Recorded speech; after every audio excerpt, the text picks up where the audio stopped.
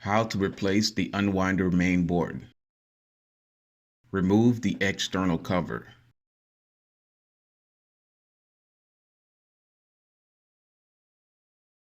Unscrew the 4 mounting screws on the main board.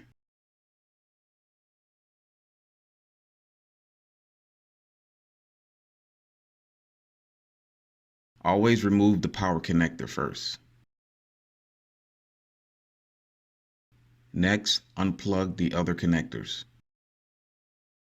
Take out the faulty board. Unpack the replacement board and power cable. Install the new main board.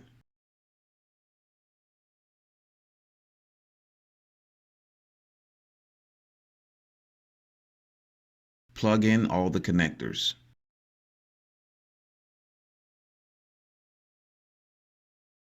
Install the new power cable.